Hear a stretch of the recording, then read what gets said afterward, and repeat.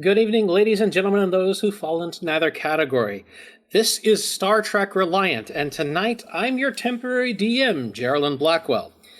Our usual leader, Marcus, is off doing sciencey things, so until he comes back, it'll be up to me to hold down the fort. And with me tonight are our glorious players. Starting off, let's talk about our chief engineer, Rick Tier. Science and engineering are the ways of the future. Rick? Just pretend I said something fancy because I did, and I didn't press the push it up button. Our chief engineer, ladies and gentlemen. Next up, our doctor as well as acting captain, Eli O'Connor. Oh, you had to pick me to go this early. I was hoping someone would say something clever that I could piggyback off of. Well, it turns out someone did, but they forgot to press the push-to-talk button. Next up, our anthropologist and general anxiety-ridden poor dino boy, Grawl. Space, the final frontier. These are the voyages of the USS Reliant. Its mission. It's mission. It's mission. It's mission. Oh yeah, it's mission. It's mission.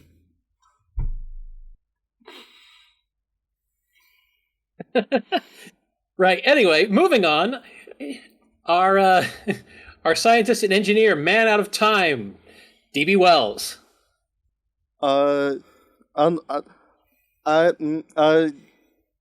Pass. We're off to a great start this evening, ladies and gentlemen.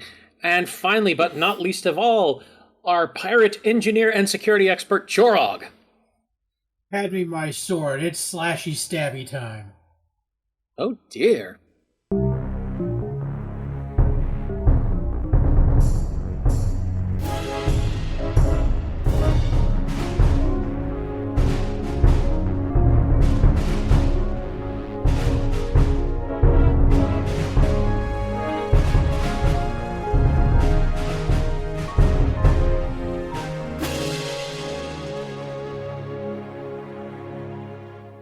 When we last left our party, they had just managed to escape from the wrath of a creature known as a jester, mostly through the intercession of Bosho, who apparently jumped away with it to who knows where.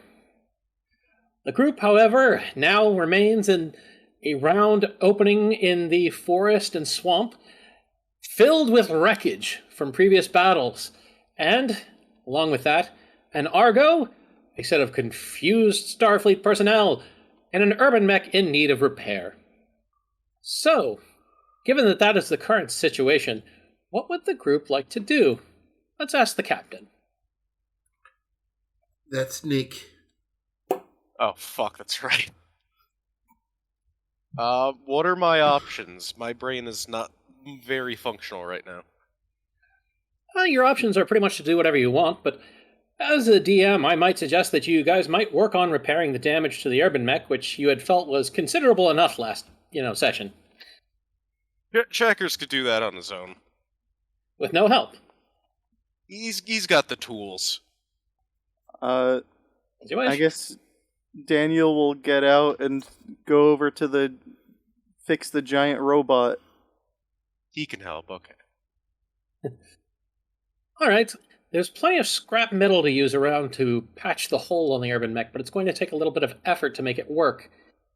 Let's go ahead and get let's say, given the lack of tools around here, it's a bit of a rough job. So let's get a fitness engineering roll from DB. And I'm assuming one of my focuses will work, like metalworking, integrating technology, robotics, like... Those sound like they could probably work, so yes. Yay. And Rick can assist if you want. Absolutely. Rick, roll me one die, fitness, engineering. Would athletics or, say, experimental technology work?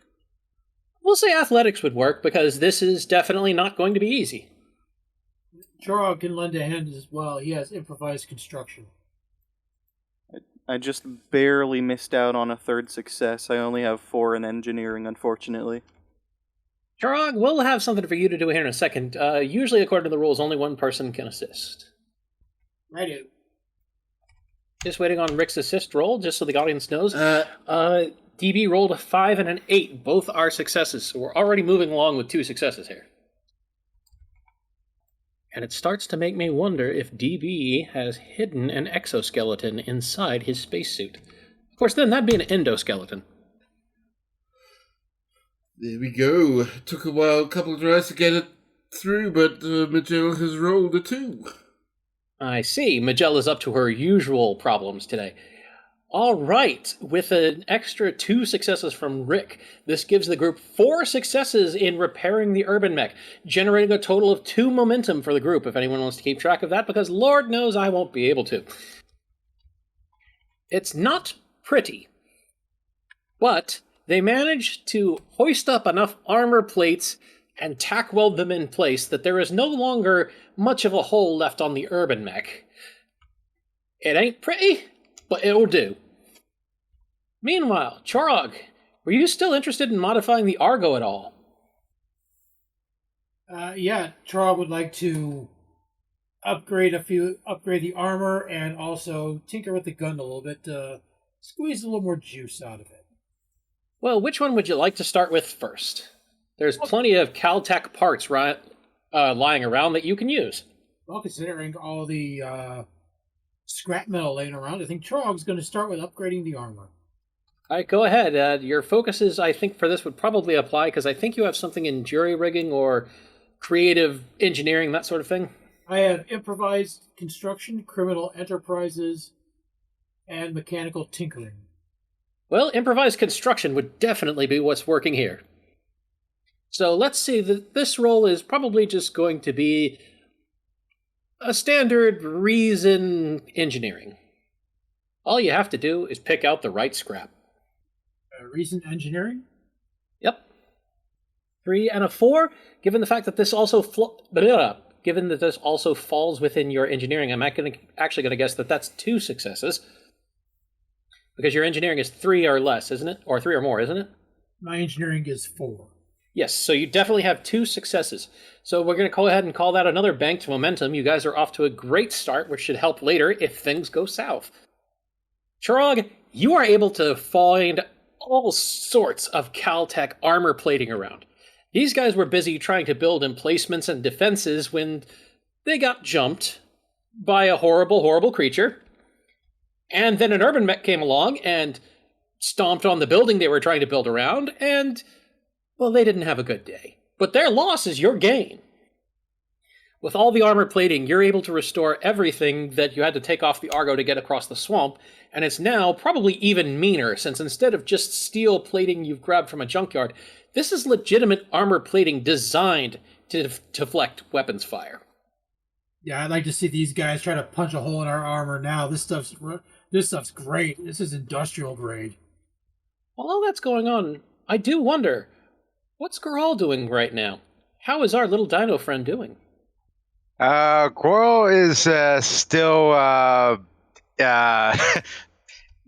zoning out due to the drugs that UI gave him to calm him down. I see colors. I mean, it's only ketamine, it's fine. All right. Well, with that out of the way, it looks like if there's not much else anything else wants to do, Chorog, you definitely have time to tinker with the gun on the roof turret of the Argo, if you wish. Actually, Chorog's going to go take a look around. He's going to look at kind of, components he can find and whatever other things they're laying around. He's looking for something particular. All right, so we're going on a salvaging run. Let's go ahead and call this... Well, actually, describe, how are you looking for it? What is his search strategy?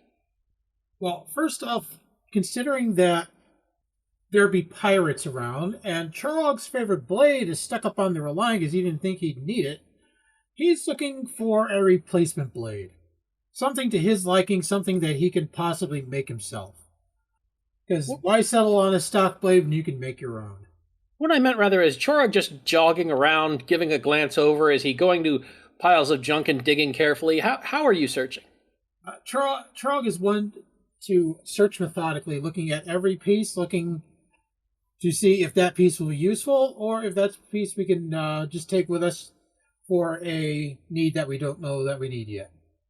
All right, go ahead and give me an insight engineering roll, and once again, your improvised construction will aid you.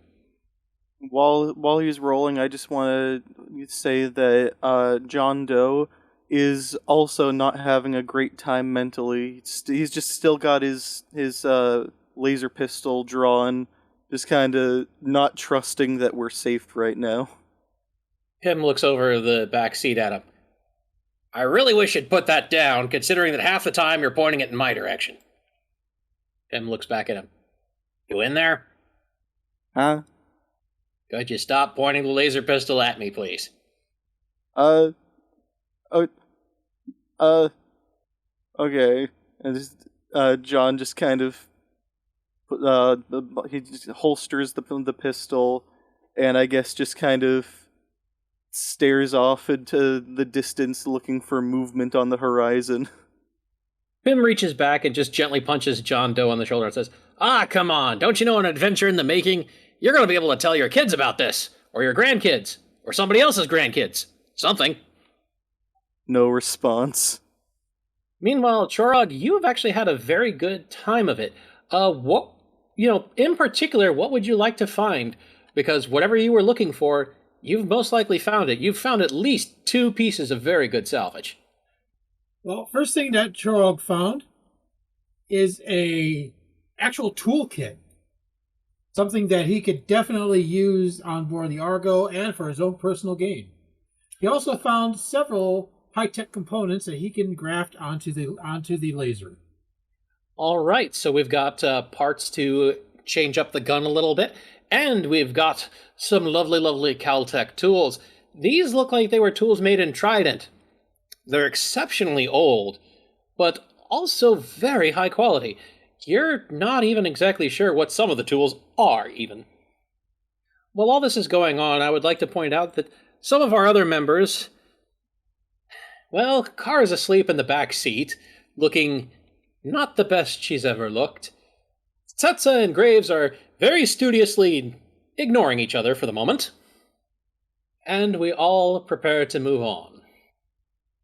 But before we... Go ahead. I was just going to say, since I forgot for a couple episodes, Ryuji, the big kitsune man, he is also in the back and he's asleep. Someone should wake him up. Pim looks at John Doe. Hey, you want to see something funny? Huh? Watch this. Pim pulls something red and small out of his pocket and hucks a bright bouncy ball at Ryuji. Where does it hit? I don't know. Let's go ahead and see if it hits at all. Also, I forgot to use the other voice that I decided to use before to differentiate John from Daniel, so I'll switch back to that from now on. It turns out Pim was actually doing a very good shot, and he banks a shot off Ryuji's forehead, off the top of the Argo, off a window, off the dashboard, off the top again, off the back window, and catches the ball. He slowly sits up. Let the fly land on me. Something like that. He hurriedly puts away the red ball. What have I missed? I remember the battle, and then, Well, there things was got boring after that. Pim just stares at him for a minute. Okay, so you missed the horrible giant battle with the unkillable death machine, then. The what, then? Yeah, we ran into a jester. Never actually seen one. I've heard stories. Well, it fought that big metal thing, and he jerks a thumb at the urban mech, to a standstill. That, I think, is not right. Not right at all. Huh. Anyway, before we could have too much more fun with it, Bosho grabbed it and jumped out, so now he's gone. And nobody thought to wake me for that? To be honest, I forgot you were there. Out of character, so did I. And now we're all doomed.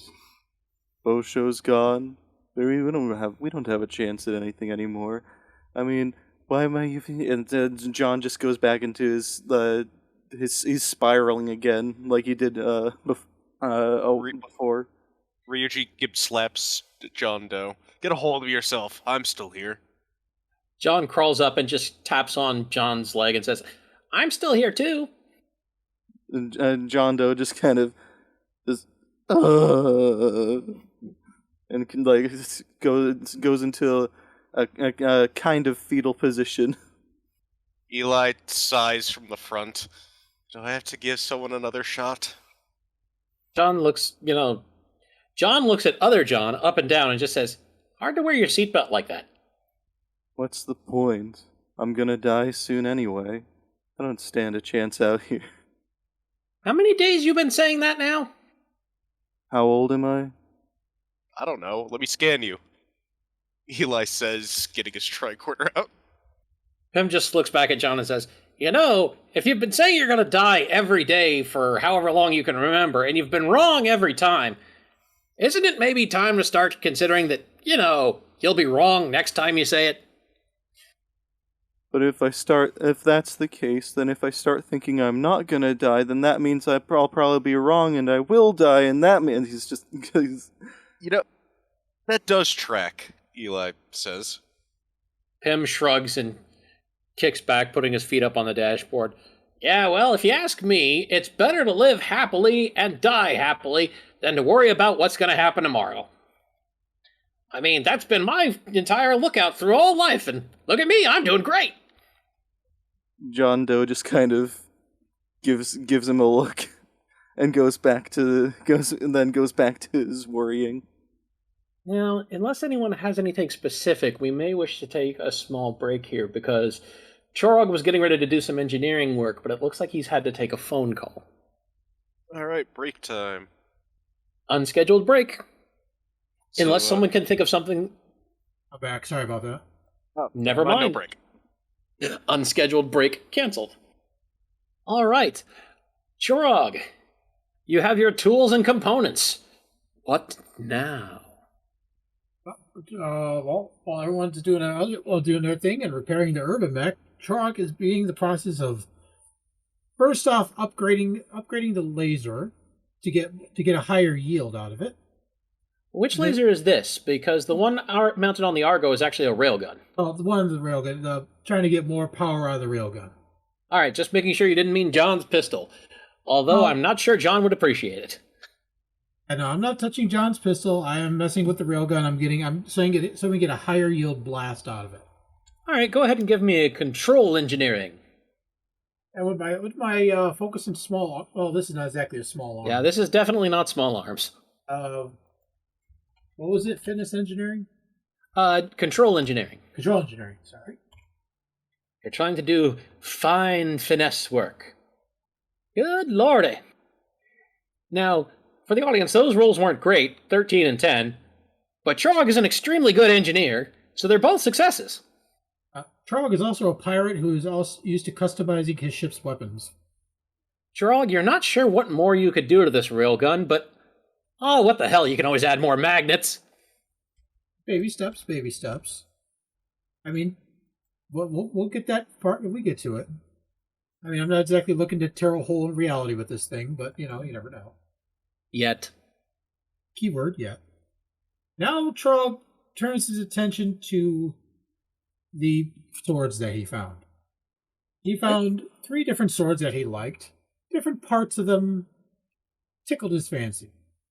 So with the tools that he found, he can now begin to fashion something of his own. All right. What are you trying to fashion? Well, considering that Nethel is a rather large alien, Chorog is fashioning a blade that can handily take on whatever he can throw at him. Okay, so you're building this with Nethel in mind. Go ahead and give me another insight engineering roll. 1 success. You are able to kit out a very large, very heavy killing blade. Unless you are interested in something else, of course. Now this is a blade worthy of taking on that Nethel character. He thinks he's so tough, he ain't seen nothing yet. Pym looks around, looks at the back seat where Dro is busy reading his book, Carr is asleep, Setsa and Graves are kind of just ignoring each other uncomfortably. He looks around. Oh, right. Hey, spaceman, weren't you driving? Uh, uh Daniel looks down from where he's up on the urban mech, just finishing up the repairs. Huh? Oh, well, okay, I didn't know you were still working, but look, when you're done, get down here. I think it's time to go. Besides, last thing we need is another one of those jesters showing up. I think we're all about wrapped up here, and he just gives the urban mech a couple pats before climbing down. Sabatu, meanwhile, inside the urban mech, strapped very tightly into a jump seat that was not meant to handle someone as tall as her, just looks over at Checkers and says, "So, you're sure I can't get out and just go on the Argo?" Listen, I have the rumble seat. What's the point of having the rumble seat if no one's going to sit there? Okay. And Daniel shouts up from the ground to Checkers, "Alright, try and fire it up." Fire it up. You wanted me to turn this off? It's just as well the group was only working on armor plating. This is why you don't touch wires. Daniel does not respond to this, and just kind of walks back to the Argo. The Garen does his usual thing of crawling over to the side to look in the window, this time for DB. And he's a little slower about it, having one less arm now. And he simply says, "The area that we must go to is much further along. If you continue along this route, roughly 2.6 kilometers to the northwest, we should encounter the lake where the facility that we require is located." Okay. Sure. Well, are we all cool with that? And Daniel turns to look at everyone else in the Argo. Eli nods. Yeah, I think we're cool with that. Tim grabs a old-timey radio off the dashboard and holds in the button. "You hear that up there, big guy? We're gonna go find a big drink of water." He's talking to Checkers, of course. Okay, Checkers. He doesn't even respond. The mech is just back at a run, at a sprint now. Never mind, follow that mech. Daniel's just said, and he just lowers his visor and guns it, just floors it. Daniel! Meanwhile, Rick is trying to monitor the Irby's stats while monitoring the Argo and trying to, not vomit as well from the sudden acceleration. The work that you've done on the urban mech is, well, I would say flawless, but let's be honest, you were working with salvaged materials. So let's simply call it as great as you could possibly do with what you had. It certainly isn't showing any signs of damage given the speed it took off at, and the Argo, likewise, seems to be handling the increased weight of its armor plating quite well. The group moves along. I would say that Daniel has to dodge trees as they drive through the forest, but because of the fact that Checkers is leading the way in the urban mech, no, you don't.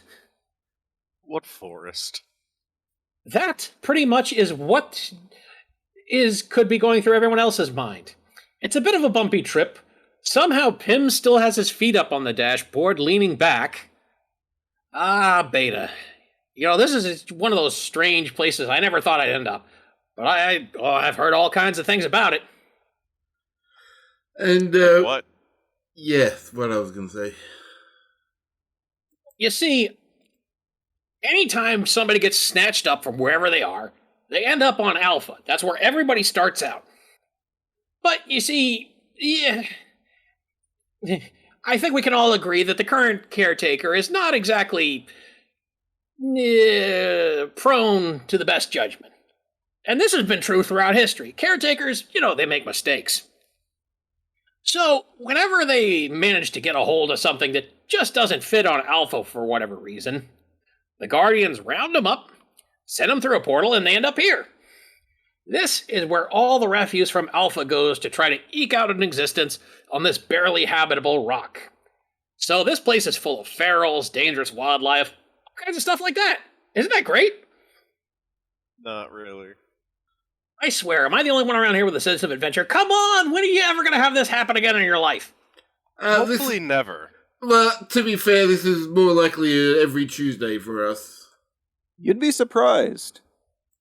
Oh, I can understand then why you're a little jaded. The group continues onward. Let's see, Rick, you mentioned you were monitoring the situation, yes? Yes. Go ahead and give me a reason science.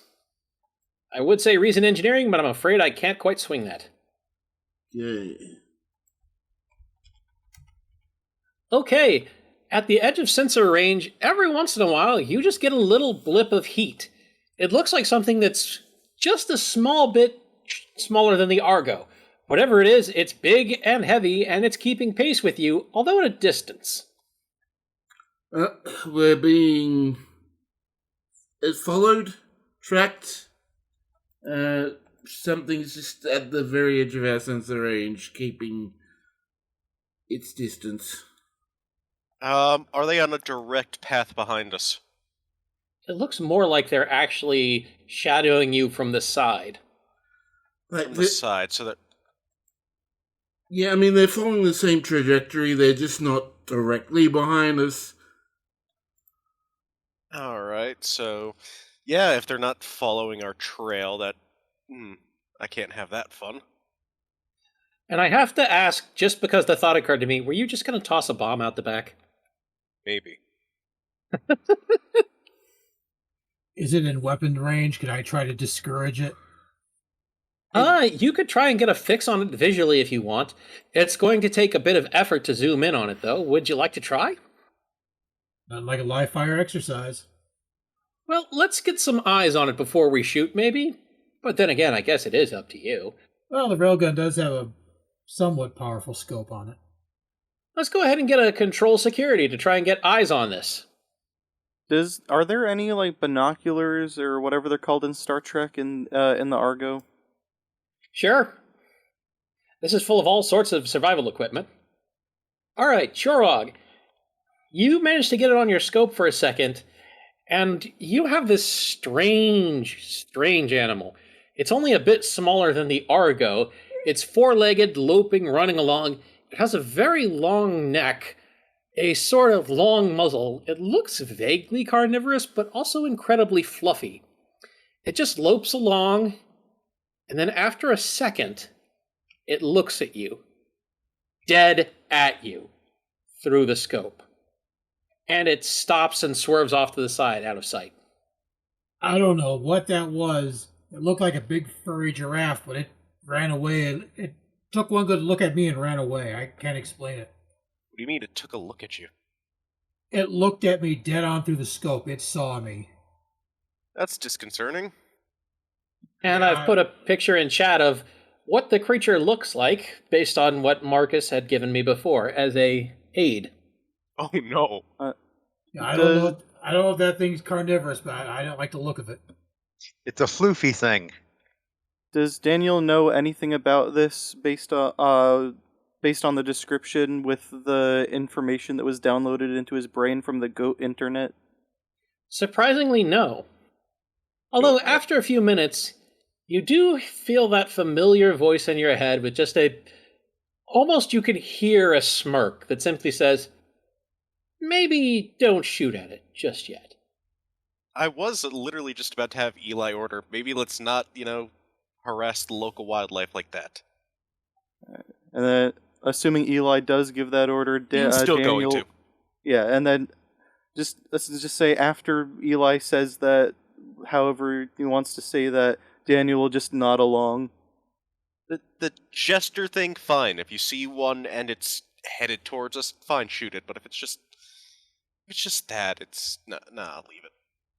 Yeah, unless I can guarantee a center mass shot, I'm not going to try to waste ammo on that thing. Don't even shoot it if you have a center mass shot. You shoot if I order you to shoot. And I will actually say that, Grawl, you actually do have some idea of what's going on. There's been a fairly good description of this creature going around, although you have not been able to see it yourself. Ooh, it's a floofy thing. They sound like the pets we have back home. And to be honest, you are wearing your Spock helmet. If you want, you might be able to keep a lookout in case it comes back. It would give Grawl something to focus himself on. Okay, Gual starts scanning with the Spock helmet for the floofy thing. Several minutes go by. maybe about quarter kilometer, half kilometer. And now from the other side of the Argo, there's that heat blip again. And this time it gets closer, about halfway through the sensor range towards the Argo.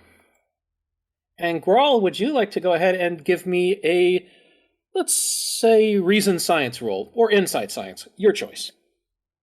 Well, they're the same number for me, so it doesn't matter. Either way, then. And Eli? Eli, go ahead and give me a presence medical roll, or presence command. Just just real quick while people are rolling. How's Moo doing during all this? Moo is busy just kind of looking over at the Dro's book and just kind of looking around. Moo has been relatively docile and silent since the party came to Beta. It seems like Moo doesn't really know what's going on anymore and is content enough to wait and watch. Moo? So, Our grave siren friend, who started to follow Daniel back when we first arrived on Trident. I know, I'm trying to do the Moo thing. Oh, you said presence, command, or medical. Which one was it? hi there. Okay, well, command or medicine are both at 5, so... I'm picking a lot of roles that don't seem to matter. Yeah. Well, while we're going on that, Grawl, you actually get a very good look at the creature. It's loping along, just kind of in between dodging trees and this and that, just watching the Argo. It doesn't seem hostile to you. It seems more curious than anything else. Is there any sort of thing that would crit on or help a crit on this? Xenobiology, xenoanthropology? Yeah, actually, either one of those would probably help, so go ahead and use either one. And, Grawl? Guys, I don't think we should assume it's a monster. It seems to be just an animal. Yeah, we're not shooting at it. I gave the order not to shoot at it. And it would be a bad idea if we did want to shoot at it anyway. Tim looks over at Daniel. Why's that? Just a hunch, I guess. Huh. All right, Dr. O'Connor, you can feel something watching you. And there's kind of a fuzzy, warm, indistinct feeling in the back of your mind for a bit. And then it sort of resolves itself into a kind of concept, more even than a word. And it simply is, hello. Hello, then, he says out loud. Hello to who? You're not just now noticing me, are you? Oh, no, you guys keep going, I'll be right back. He opens the door and just falls out of the car. Oh my god! Okay. Screech of brakes. Alright, well, we're gonna have to do a couple things here. Eli, give me a fitness security. DB, give me a control con. Alright, first off, I have the results for Dr. O'Connor. He rolled a 4 and a 6. So, surprisingly, Dr. O'Connor, you managed to do this without hurting yourself too much. You're definitely bruised, but you roll with the impact and kind of end up more or less on your knees, able to stand up if you wish. You also note that as this is happening, the creature has stopped running and, having skidded to a stop, just starts to walk over in your direction. Meanwhile, the results from DB are a 6 and a 7. You manage to not just stop, you actually hit the handbrake, turn the wheel, and manage to reorient the Argo to swing around and head back to Eli. As I'm heading back towards Eli, I just lean my head out the window, lift my visor, and say, "What, are you crazy?" I gave you an order. I think you're the crazy one. The creature, meanwhile, just kind of slowly pads up to Eli, and after a moment, there's kind of that mental fuzziness again, and it sits down, and there's the concept in his head again. Not so much a word as just kind of a feeling of, hello. Hi, bud, he says to the creature, just being cautious, just like keeping an open stance, trying to look friendly. There's another few moments. What are you? What am I? That's a big question. To keep it simple, I am half Trill, half human. I am a Starfleet captain. That is many things. Yes, a person can be many things. I see. I am 1-1. And at this point, DB, you've managed to pull up the vehicle and stop, where this creature is just sitting and staring at Eli, and Eli seems to be talking to it.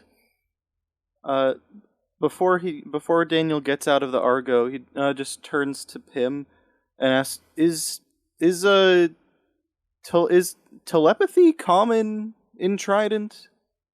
Who knows? I've never been on beta before. But I will tell you that anything here has been over here because it didn't work on alpha for some reason. Right. I'll just right. And Daniel gets out and walks over. Well, 1-1, you can call me Eli or Dr. O'Connor or Captain O'Connor. The Garen just crawls off the back of the truck and just walks over to Eli. And then, after a moment, he says, "These creatures, you can speak as much as you wish. They are non-sentient. That's why they were moved to beta." The hell are you talking about? He's talking to me. The Garen looks up at the creature, who has made no noise, and simply looks back at Eli and says, "This is not possible. It has made no noise." He's talking in my mind. He's telepathic. I do not understand. You know how, when Shurog saw it in the scope, that it stopped, that it looked at him and stopped? I am aware that this was the description given, yes. Then what other explanation do you possess than he realized that he was being looked at through such long distances other than some kind of mental connection? A mental connection. A sort of long-distance communication without need for talking. Yeah, it's like hearing your own voice in your head when you think, but it's someone else thinking in your head. Interesting. This was not known before now. Did anyone even try, or? The very concept has been alien to us. Okay. This big-ass world, pocket dimension bullshit, you've never heard of telepathy? It is at this point you remember, Eli, that your own abilities are considerably muted here. I know, but you still think someone would have told them the concept of it before now. I mean, It also could be that they had been told and maybe the knowledge had been lost. I mean, there's betazoids, volcanoids, Frankie has surprisingly resistance to it. Just trying to think, any other species apart from, well, I guess Trill. Lethians. Grawl, you wander over, and the creature leans its long neck down and just snuffles you. Gro looks up and tries to nuzzle it, still high on the drugs. After a moment, there's more concepts forming in your mind, Eli. Your friends? Yes, we are friends. Like a pack, yes? Like a pack, but we are a pack that chose one another. As often is the case. I am pleased to meet you. I was curious about your vehicle and your strange walking statue. That's another vehicle. I see. We do not get many vehicles here. Sad to hear that, but, maybe it's a bit more peaceful that way. I can't imagine it's a fun time with Checkers over there clearing a path, so to say. Checkers hasn't stopped, by the way. He's still going. Yeah, I was just about to interject and say, have Daniel say, speaking of the statue, I hate to cut this short, but we really should get going again before we lose him over the horizon. Are you in my mind? Did you hear him say statue? Oh yeah, sorry. No, sorry. Yeah, never mind. I forgot about that a little bit. Okay, it's just speaking of speaking of, wait, I'm sorry, I just realized, would I know that you're talking about the mech based on your side of the conversation? I kind of forgot the exact... Probably. Okay. Okay. Sorry about that. No, it's okay. It's all yeah. good. Okay, so yeah, Daniel interjects saying, like, I'm guessing you guys are probably talking about checkers. Sorry to cut things short, but we probably should try and catch up to him before we lose him over the horizon. And Daniel turns to the big fluffy giraffe thing. Do you want to run along next to us and continue the conversation, or? His name is 1-1. Well, 1-1. Do you want to run next to our vehicle?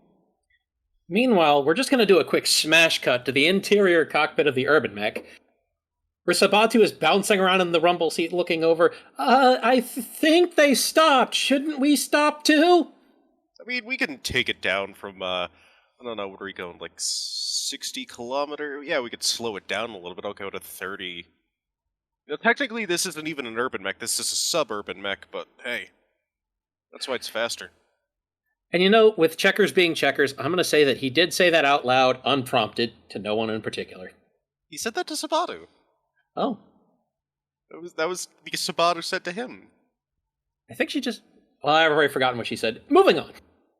He said slow down because the others are... Oh, yeah. But she didn't mention urban mech, so...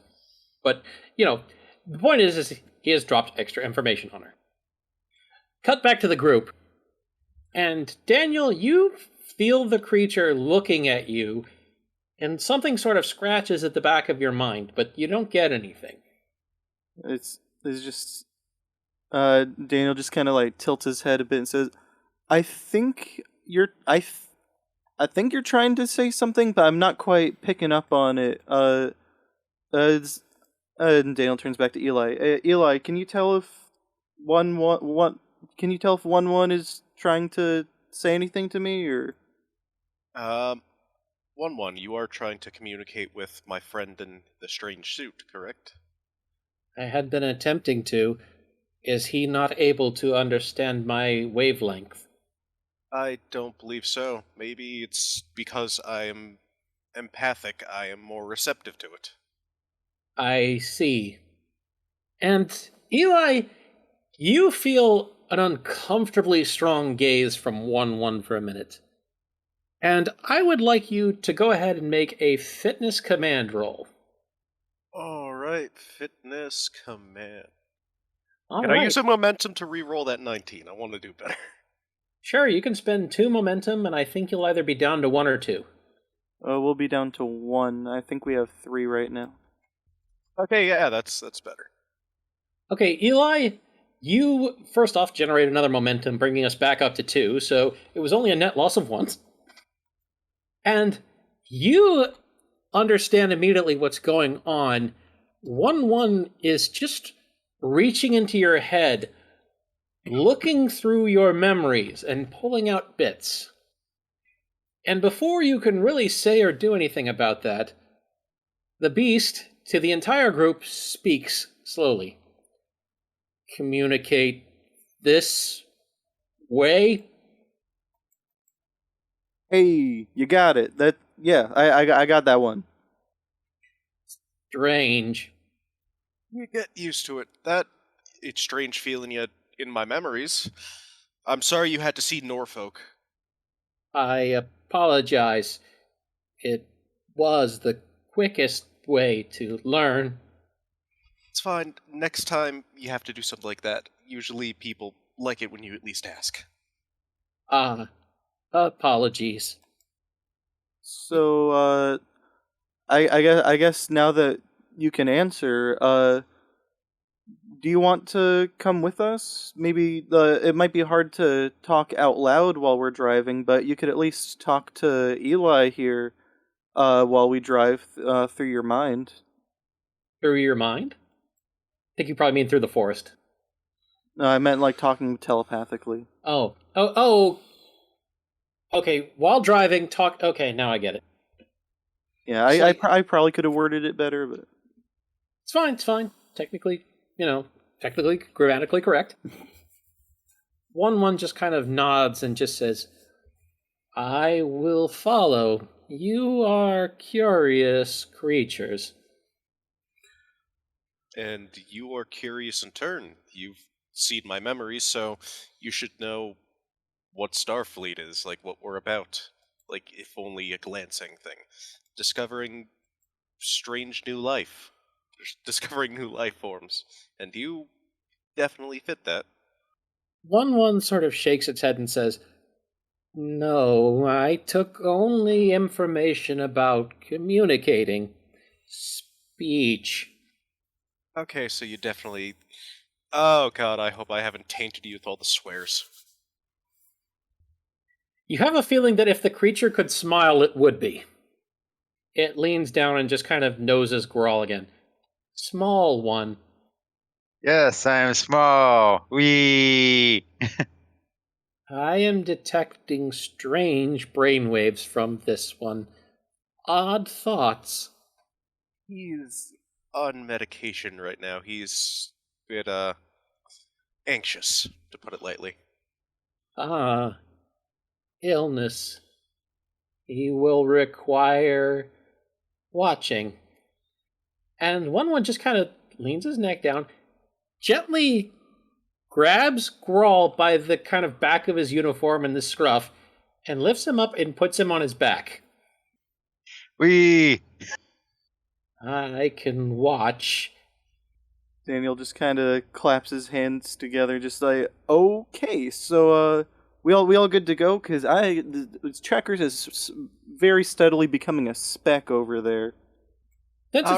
Since it's been asked, I'll go ahead and tell the rest of the group. You do not feel the thing in your mind reading your thoughts or anything. It seems like whatever it did to Eli took a great deal of concentration, and it's only done it the once to him. Perhaps it respects your privacy. Perhaps it's simply unable to do that repeatedly. Who knows? Alright, well, let's roll out. Follow along, 1-1. Glad to have you with us. Welcome. Pim, meanwhile, has been writing all this down in a little notebook and puts it in his pocket. Then he looks back at John Doe. See? This is the kind of stuff you miss when you're just all busy being depressed. I don't know. I still don't trust it. Oh, come on. I bet the Fox guy agrees with me. Ryuji? Yeah, no, this is cool. Like, look at that. Imagine riding that thing into battle. See? Now that's the right attitude. It's just, John's just kind of goes back. He's not like panicking in the field position anymore, but he just kind of goes back to like sulking in his seat. Here, you need some of this? He offers a gourd canteen. Then after grumbling for a few seconds, John Doe just snatches it and starts just chugging that stuff. He starts chugging a bottle, we're gonna need sake. We're gonna need a fitness command roll from John Doe. If he doesn't have one, then we'll just say that if he's reasonably good at it, it's a 12. If he's not great, it's a 10. Yeah, I've just been shuffling around Daniel's numbers. I think I've been saying that he's got like an 11 fitness, but like 0, but like basically no command. Well, in that case, his number to beat will probably be 12. Alright.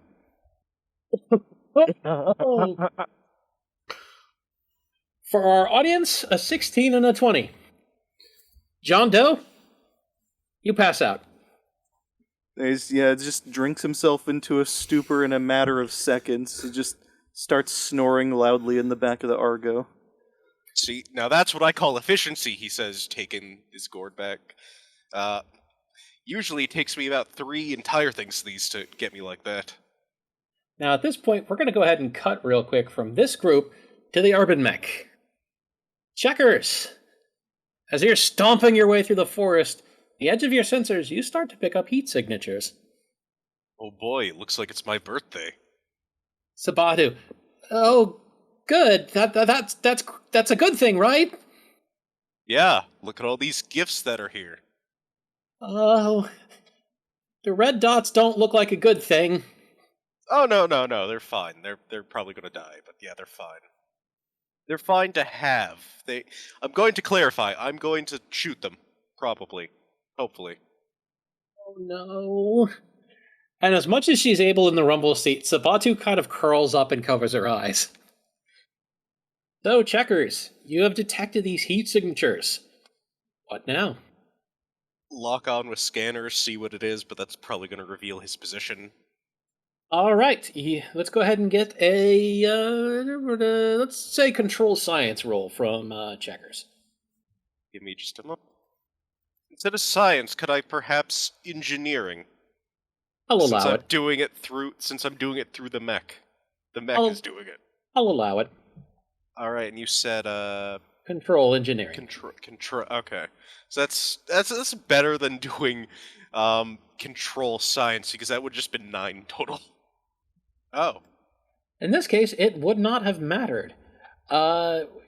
Basically, I'm going to count that as 3 successes, and we'll just say you did the science, because frankly, you're still gaining a momentum point off this.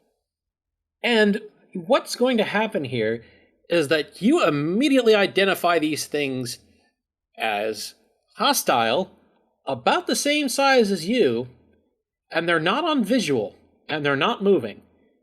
Immediately you can tell that this is some sort of stealth unit, and you're not sure that it's... You strongly believe that it has not realized that you know it's there. alright, well if I stop here, I'm gonna aim for the cockpit. Alright, so you're going to stop and aim. We're going to call this a long-distance shot, so you're going to need 2 successes. But you are aiming, so I'll let you roll 3 dice. And go ahead and give me a control security. Good lord. You see Oh. that thing there? It offends me. I don't want to see it anymore. For the audience, that was a 7, 1, and an 8. I probably shouldn't have given him the extra die. That's 4 successes. Again. So in this case, we're just going to say that 1 more momentum point, and at the same time, Checkers, you zoom in on this thing with the weaponry. You fire whatever you wish, be it phasers or autocannon, Bolt. and you obliterate this thing. You get a short glimpse of it right before it completely explodes. There's nothing left but raining metal pieces and flame. And since Checkers did get a chance to see it, I'm going to post a picture in chat for the benefit of our players. From what you were able to tell, before it utterly erupted in flame, it was some sort of 4-legged stealth unit. It looks like it has rocket launchers on the shoulders and some smaller caliber energy weapons mounted along the legs. Granted, whatever that one was no longer matters, because it is very, very gone. And despite its sudden loss, the other 3 dots don't move. You're not sure if you've got them confused, if they haven't noticed you still somehow, or what's going on, but the other 3 dots have not yet moved to engage you. Well, you know what they say. Never quit on a hot streak. Do they really say that? Listen. Never quit on a hot streak. But it's always going to come back around, so... Alright, Checkers, what are you going to do next? Aim at the next one's cockpit. Alright. Let's go ahead and have another control security, and I'm going to give you 3 dice again, which might be, a mistake, but this guy doesn't know you're coming. You know, it's his own fault for not knowing I'm coming. I've been stomping here. Ooh, no, oh. Alright. There's good news and there's bad news. Which would you like to hear first? Let's hear the bad news first. The bad news is that when you click the fire button, your autocannon jams. The good news is that as soon as you heard that, you stopped. So you have not yet fired upon it and given away your position, but your main weapon is currently jammed. Well, gonna try to unjam that. Go ahead and give me a control engineering roll. Of course, control engineer. Well, still the same thing I'm rolling. Wow. I'll let you re-roll that one with some momentum if you want. Yes, please. All right, we're now down to 2 momentum. You can also use a determination if you want to re-roll both, just as a reminder. I don't think any of my values would match this. That's more like it. All right. You have to spend a couple moments, but you manage to wiggle the urban mech around and unjam the autocannon. An entire shell flies out the ejection port, but at least now the ammunition feed is cleared. However, with the delay, it seems like you have been noticed and the other 3 dots are slowly moving towards you. Would you like to go ahead and take a belated shot at the closest? Once more with feeling. And I'm guessing I don't get the 3rd die anymore. No, you don't. They've noticed you. I'm sorry. However, it doesn't really matter. Keeping both weapons entirely on point, Checkers watches as first the phaser bleeds across a scar of the mech, cutting away ribbons of armor, and a moment later, heavy armored shells crash home and explode, shattering the Caltech battle mech. At the same time, however, there is a blip of visual as in the distance the other 2 Caltech mechs open fire with their rocket pods. Never mind. Yeah, we can actually go ahead and do a bathroom break in the middle of combat, actually, if folks want. Yeah, I wasn't sure when if I could interrupt. I just wanted to say do a quick. It's sometime in the middle of this. Just cut back to the Argo, just to a little character things as we start trying to catch up to Checkers, and then just say whenever we arrive. I don't know. Well, first off, let's go ahead and take a quick break since somebody in chat asked for that. And then when we come back, we'll worry about that. So everybody, bathroom break time, soda break, whatever you need. Okay. Then again, maybe it's just me that wants that. See, I'm going the con route, except for without the evilness. All right, so before we had left, the pirates had made their rolls. And unfortunately, they rolled quite well. It's just as well that Checkers has managed to eliminate 2 of them before they could fire, because the other 2 left light him up like there is no tomorrow. Rockets fly in from the distance, peppering all over the urban mech, with explosions and flames and fire. Checkers, go ahead and give me a control security roll. Roll security, alright. The urban mech staggers back under the impact, and you note that the vast majority of your armor has now been blown off of your machine. However, you're still standing. What would you like to do? This is not a mistake that she'll make again. Phasers aiming at one, autocannon at the other. All right. In this case, Multi-shot. we're going to be splitting your shot. 1 die will go to one die will go to the other. Go ahead and give me control security. And I'm just... Give me a moment to check my talents to see if there's any kind of bullshit I could pull off. Give me a moment. You do still, I think, as a group, have 2 or 3 momentum, and you could spend 1 for an extra die.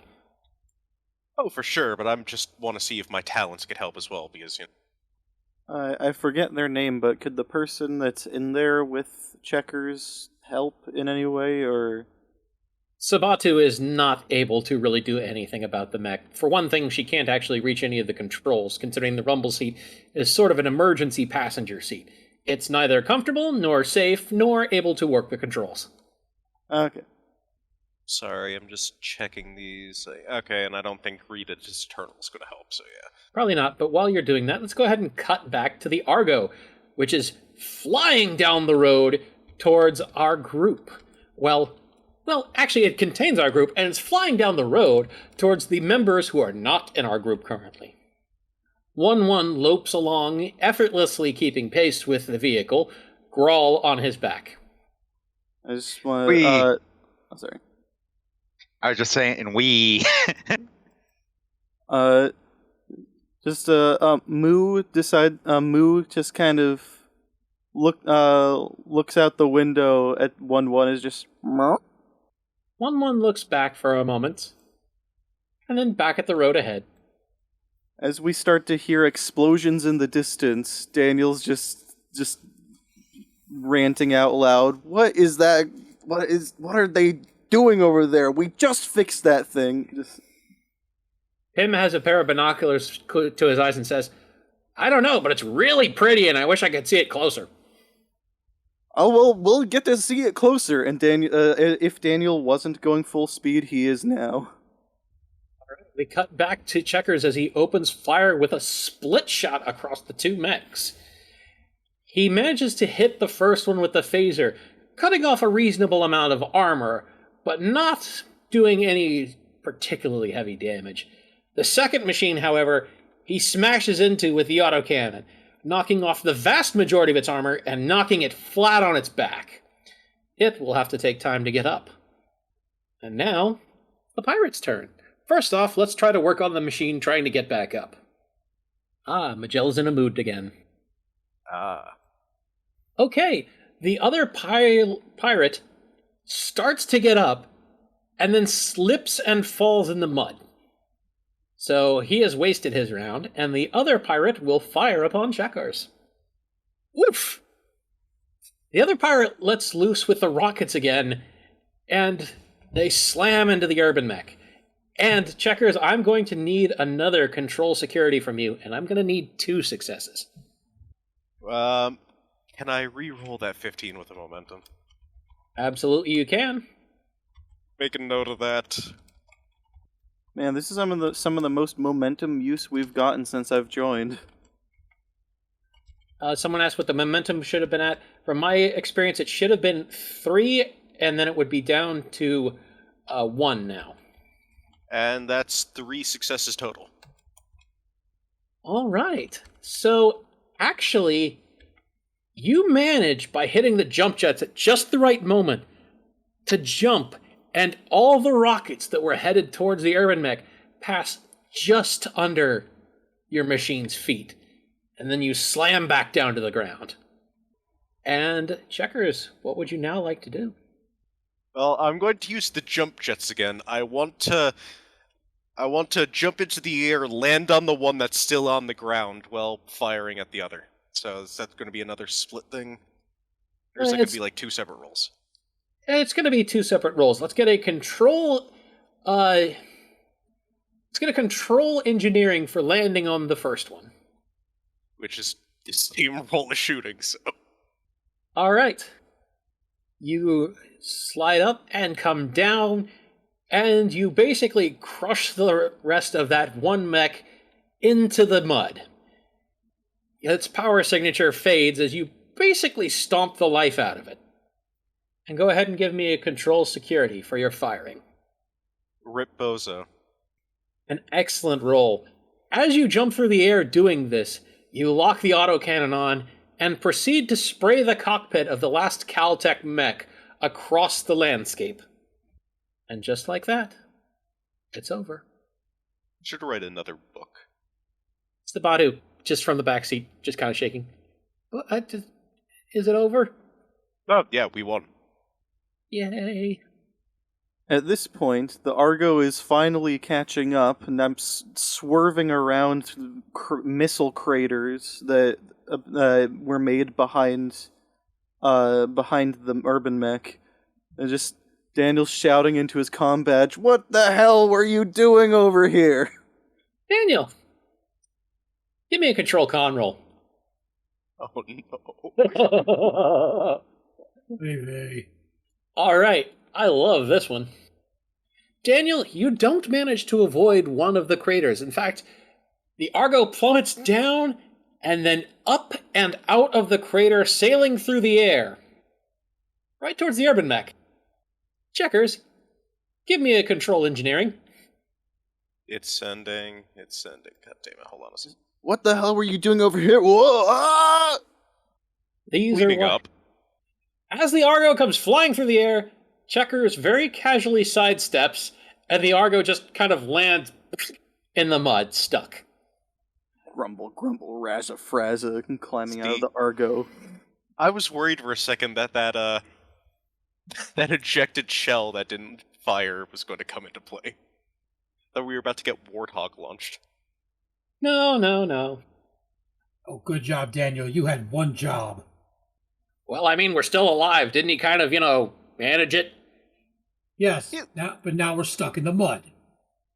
And 1-1 comes up slowly to the vehicle and just looks over. Is everything okay? we can handle it. Chora, can you go attach a tow line to Checkers? Yeah, give me a second. I got a tow cable I can hook up to him. A process which is unfortunately easy based on the fact that the urban mech has lost so much armor. It's a relatively simple affair to just hook a tow cable around one of the exposed bones. Rick is also doing pulling out a shovel and trying to loosen the front part of it. So once it starts to pull, it will be easier to just go forward. 1-1 just kind of cocks his head and looks at the vehicle. Are you stuck? It's stuck, but we can get it out. No worries. As you wish. Our tow cable's attached. Checkers moves the leg and just pulls them out with ease. Let's get a control engineering from Checkers, and Rick, you can assist with a fitness engineering. Yay. By the way, I know I said Daniel climbs out, but I guess after the tow cable was attached, he just got back in. And See, I'm glad it wasn't a complication, because just like kick, oh, it's flying, oh, it's I going. mean, it could have just been that the cable snapped, you never know. would athletics also work here as well? Yes. As you are busy being a digger. Okay, so yeah. First off, you guys generate another 2 momentum. Your luck this evening seems to be either roll all 1s or roll all 20s. So we're back up to 3 momentum. And you are very easily able to unstick the Argo. Checkers, it just takes a gentle tug from the Urban Mech's leg, and with all the work that Rick has been doing, the Argo slides back out and onto solid ground. Oh, that was easy enough. I think this is the place, right? I don't see anything left to shoot. I'd assume they'd be convening around the place. It's still the woods. You don't see anything that looks like the water source you were told about. Also, after a moment, you notice that something is climbing up your mech. Something large, with a long neck and a fluffy body, and what looks like a dinosaur clinging to its back. My god. He takes off his aviators. After a moment, 1-1 comes to the top of the urban mech and just kind of lies down. It is nice up here. A good view. Indeed. Actually, since you're up top there and you have the Spock helmet, go ahead and give me a science reason roll. All right. Looking out at the distance and hitting the magnification, you can see in the distance a very large, placid lake. In the middle seems to be some sort of circular building with various outjuttings. There doesn't seem to be any particular way to get to the building, and oh dear. You note a great many moving bodies near the shoreline, all wearing red uniforms and carrying heavy weaponry. You also note the distinctive gold trim and ostentatious nature that you have come to associate with the Caltech pirates.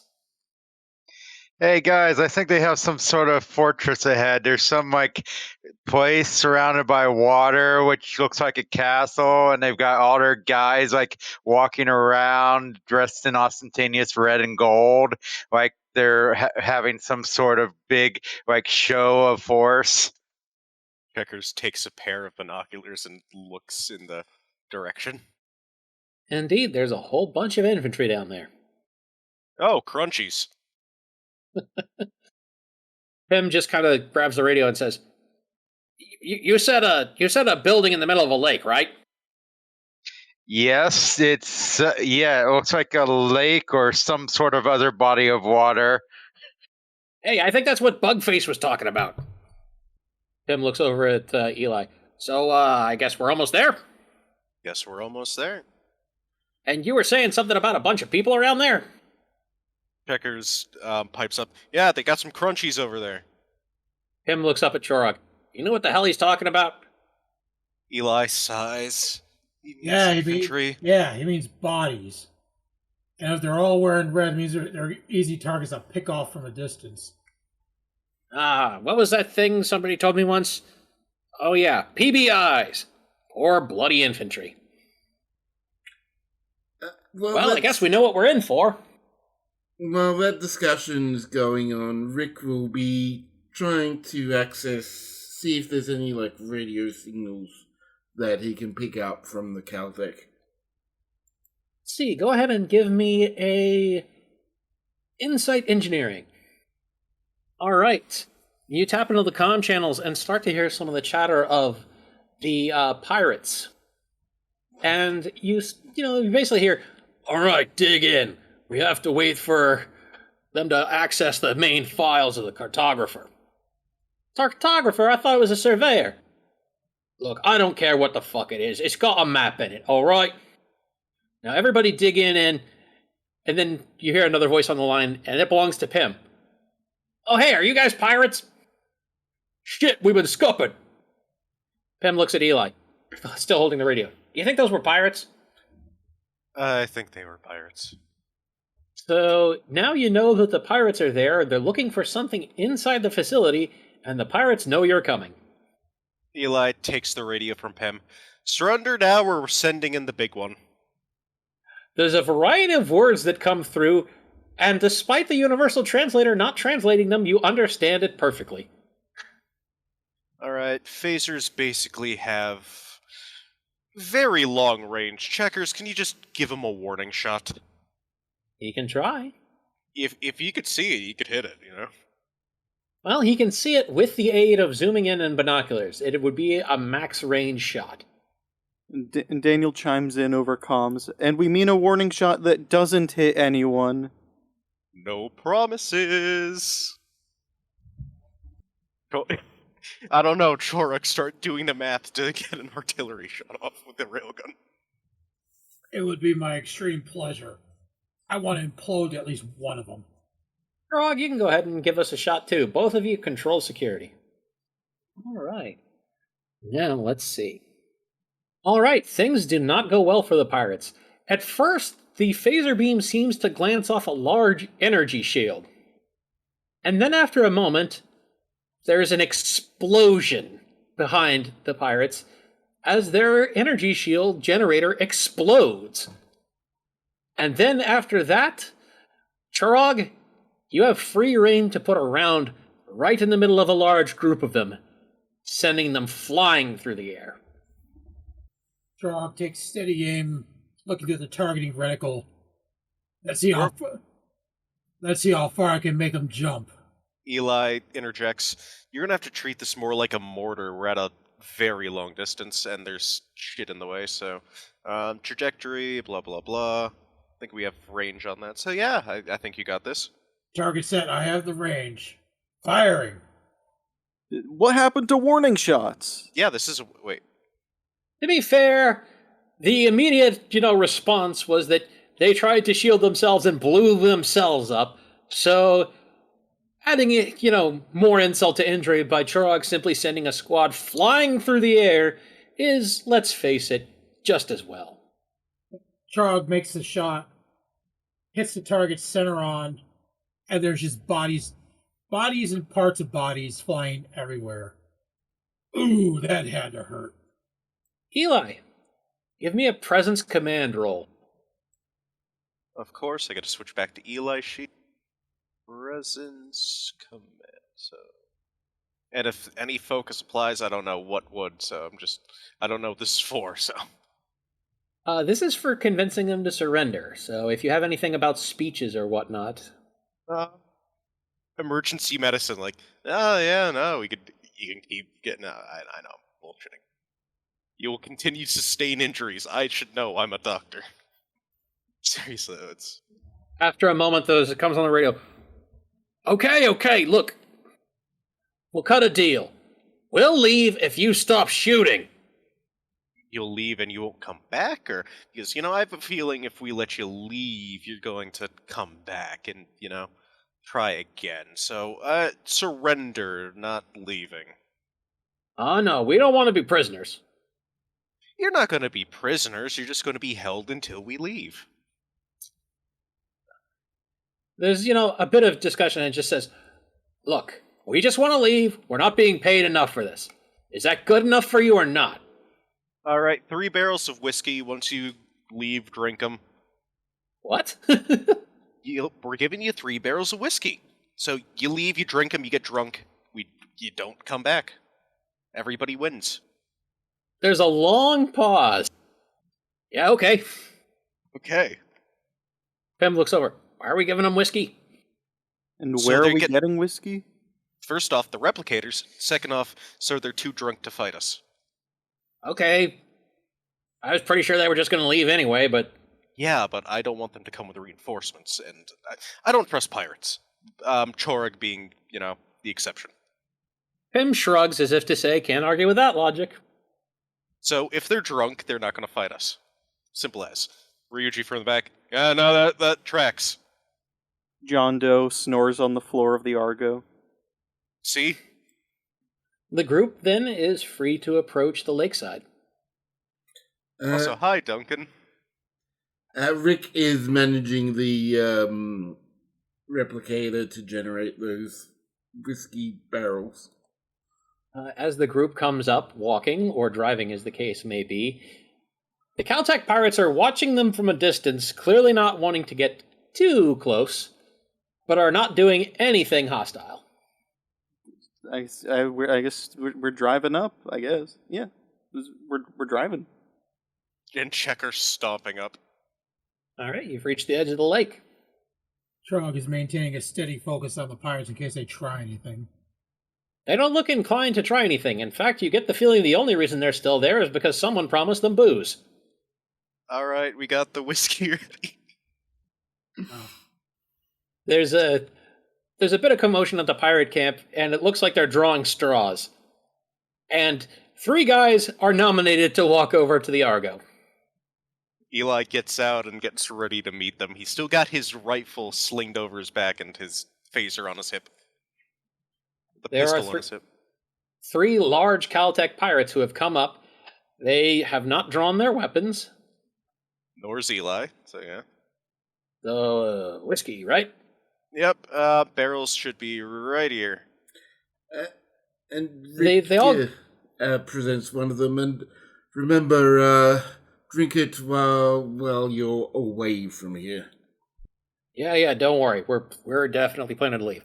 If anybody asks, we put up a big fight, okay? Of course. Gave us the hardest fight ever. Right. Were those Bye, mechs then. yours, by the way? Say what? Were the mechs yours, by the way? Yeah, we had some stealth units out scouting.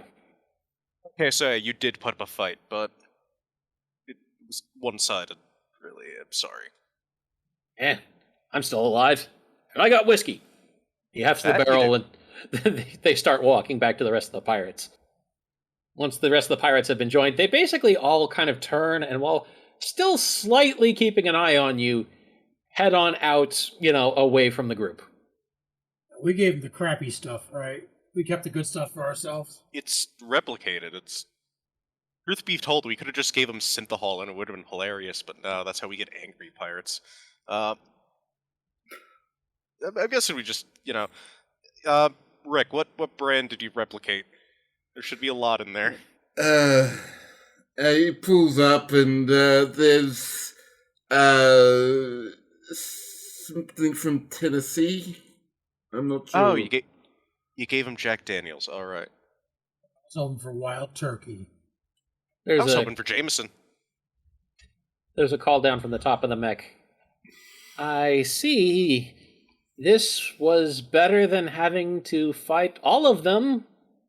That it was. Now, what is your goal? We get inside and do the thing that we've come here to do, which I totally remember in character. And bye, Duncan. Which is an interesting question. You're now sitting at the edge of a lake.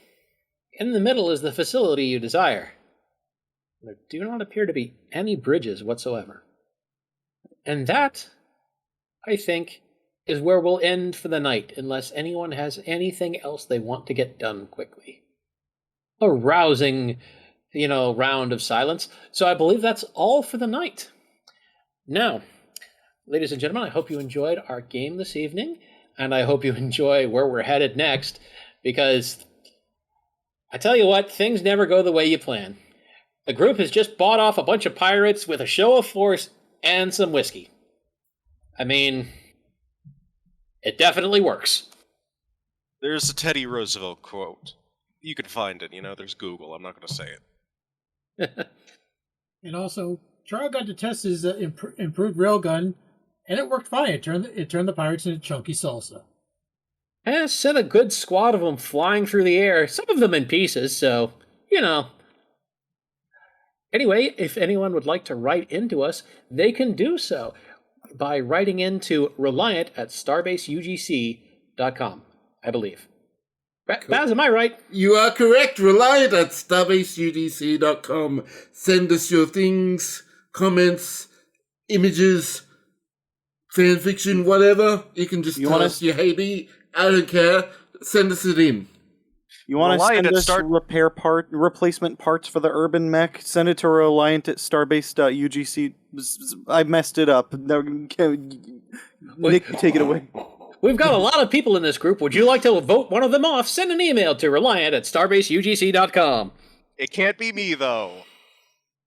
Please. This is all I have. 1, 2, 3, not it. Not it. Okay, and that's a good the first spot to person getting end. voted off would probably be John Doe.